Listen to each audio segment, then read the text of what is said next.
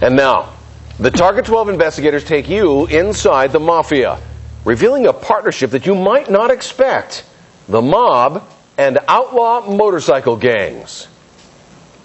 Moving drugs, extortions, shakedowns.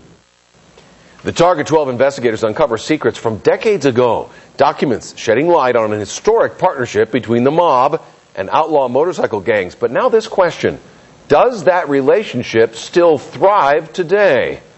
Target 12 investigator Tim White has a story. He joins us live now with details. Well, at first glance, any relationship between an outlaw biker gang member and a traditional mobster may seem odd, but it's a loose relationship that has survived for decades.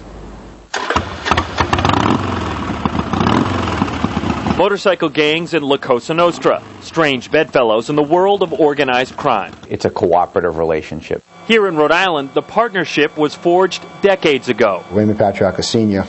pushed them aside, but he had his thugs around him kind of embrace them where they would pay tribute. Known simply as the Man, Raymond Patriarca Sr. ran the powerful New England crime family, and nothing happened without his okay.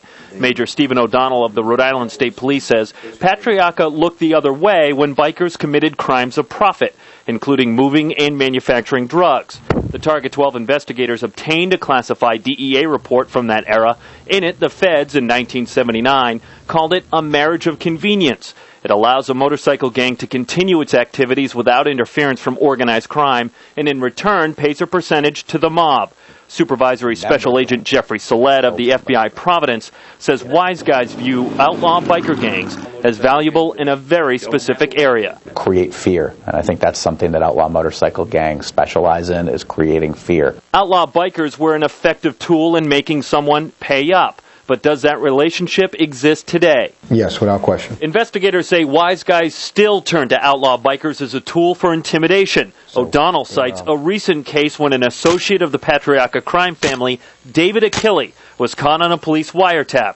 He was discussing the use of a Hells Angels member for a classic shakedown. They'd have him take a ride and go see one of these people that were affecting the bottom line at their job. Achille was scooped up by police before anything went down. Special Agent Solet says for a victim of an extortion case, an outlaw biker is a scary presence. They advertise who they are. That's how they generate their fear. Advertising like this: gang jackets, patches, tattoos. These pictures are part of a federal criminal case against Jeffrey Dillon, a man the government says is the head of the Fall River motorcycle gang, the Sidewinders. Dillon is facing charges for weapons possession and intent to deal drugs. Prosecutors are using the photographs of Dillon's 1% tattoo as evidence. O'Donnell says the tattoo boasts they are 1% of the bikers that proudly break the law. And that puts you in a higher regard in the biker world, which is a warped regard.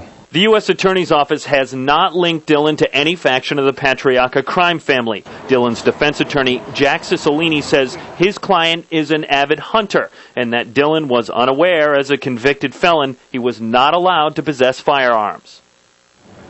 Dillon's trial is slated for March. Now, Major O'Donnell is quick to point out there is a world of difference between your everyday motorcycle enthusiast and those considered an outlaw.